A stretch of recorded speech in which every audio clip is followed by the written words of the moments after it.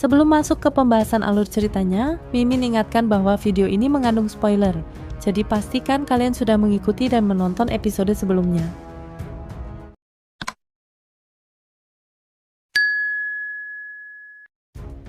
Ular yaksa sombong dan kejam, dulu membunuh Xuan Kun tanpa ampun. Ia selalu merendahkan dunia ini, bahkan mengejek para leluhur yang telah gugur. Itulah sebabnya Shi Hao bersumpah akan menghabisinya. Lalu ada juga wanita berambut emas dari klan burung setan emas, makhluk kuno yang dulu hampir memusnahkan dunia. Ia pernah menewaskan Lu Hong yang memiliki benih kehidupan, sambil menertawakan bahwa tak ada satupun orang di sini yang layak menjadi lawannya. Shi Hao menargetkan keduanya. Namun, lawan berikutnya yang maju bukan mereka, melainkan Raja Gemini, seorang raksasa dengan 2 kepala. Kedua kepalanya melantunkan mantra kuno yang mengganggu benih kehidupan para penonton. Serangan cahaya dan kegelapan bergabung, mengguncang seluruh arena. Meski kuat, Raja Gemini tetap dipaksa mundur. Shi Hao menembus penghalang, menghancurkan badai kematian, lalu meledakkan tubuhnya dengan 1 tinju. Roh primordialnya pun dimusnahkan. 5 kemenangan beruntun. Shi Hao menantang keras, ular yaksa, burung setan emas. Kalian berdua hanya tahu menghina. Sekarang maju, atau berlutut. Ular yaksa akhirnya terpaksa turun. Wujudnya mengerikan. Tubuh manusia dengan kepala ular perak, sayap lebar, dan ekor tajam yang pernah membunuh Xuan Kun. Ia berusaha menekan Shi Hao dengan sayap peraknya, namun sia-sia. Shi Hao menebas salah satu sayapnya, bahkan memutus ekor peraknya yang terkenal tak bisa dihancurkan. Serangan demi serangan tak mampu menahan gempuran Shi Hao. Dengan teknik kitab suci abadi, ia menghancurkan setengah tubuh ular yaksa, lalu menumbangkan kepalanya dengan 1 pukulan terakhir. Ular yaksa tewas. 6 kemenangan beruntun. Arena terdiam. Shi Hao berteriak lagi, burung setan emas, giliranmu. Wanita berambut emas itu pun melayang turun. Bulu emasnya berkilauan.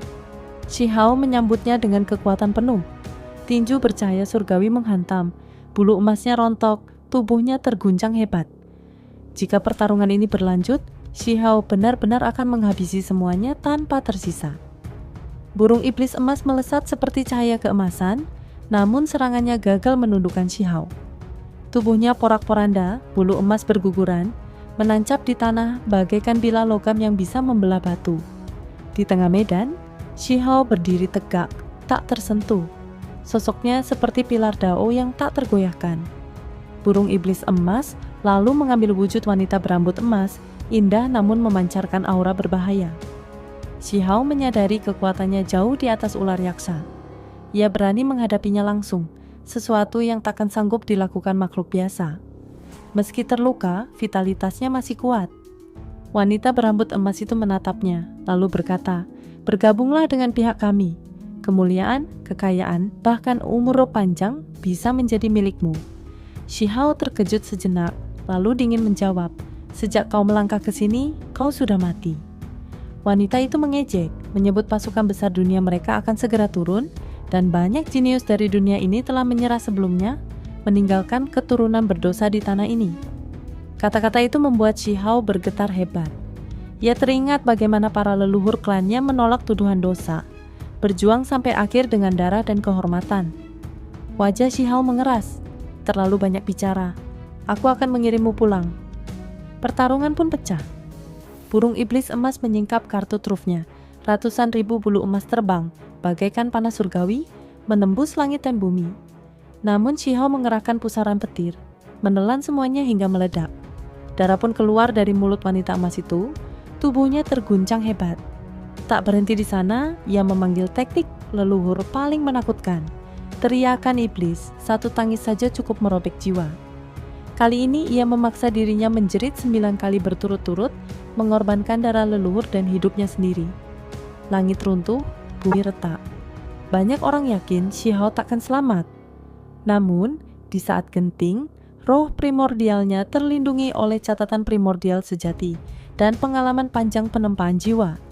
Ia berhasil bertahan, sesuatu yang bahkan dianggap mustahil. Wanita berambut emas itu putus asa. Semua kekuatannya habis, hidupnya meredup. Dalam langkah tenang, Shi Hao menunjuk ke dahinya. Darah memancar, tubuh cantiknya jatuh tak bernyawa. Shihao menatap mayat itu, lalu berkata dingin.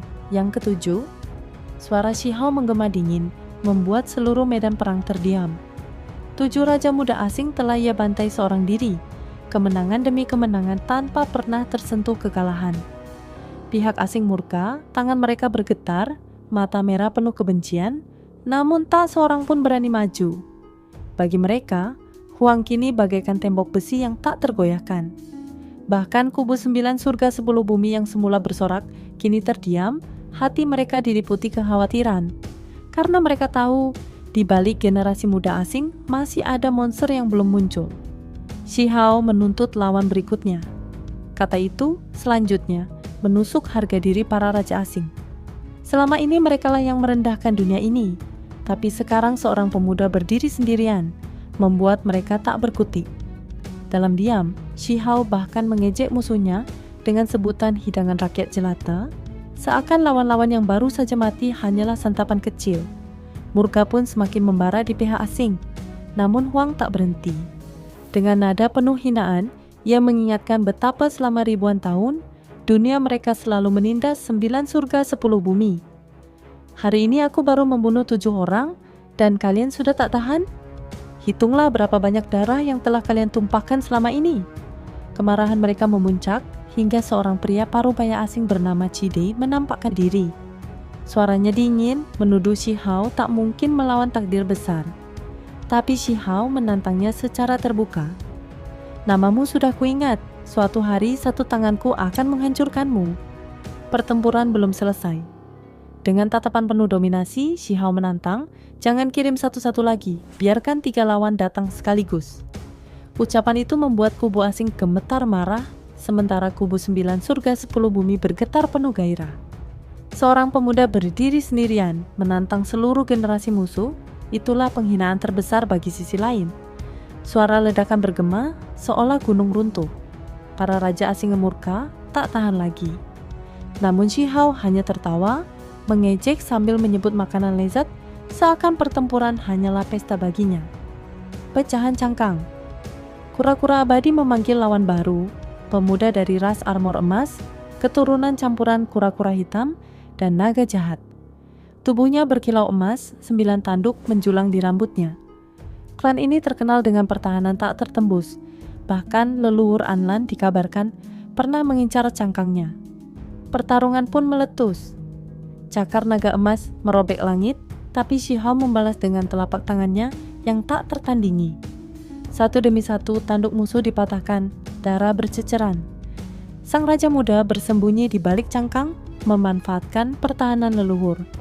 Namun, meski keras seperti besi, Shihao menghancurkannya dengan kitab suci yang tak bisa dihancurkan, meretakan, lalu memecahkan cangkang itu. Golden Armor jatuh, mati dalam kehinaan. Belum sempat hening, pecahan cangkang memilih lawan ke-9. Seorang pemuda bersisik di antara alisnya. Tampak manusia namun jelas berasal dari dunia lain.